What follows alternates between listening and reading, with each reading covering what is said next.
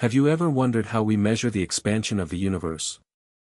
Today, we're diving into cosmological redshift, a fascinating concept that reveals the vastness of our expanding cosmos. The universe is not static, it's expanding. The scale factor, increases over time and helps us quantify this expansion. Cosmological redshift measures how much light wavelengths stretch as the universe expands.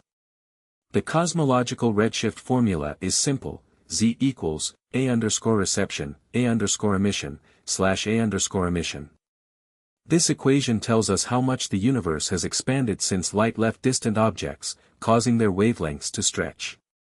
To calculate changes in redshift over time, we differentiate this definition and use the Friedmann equation. This helps us understand how quickly the universe was expanding at different points in its history.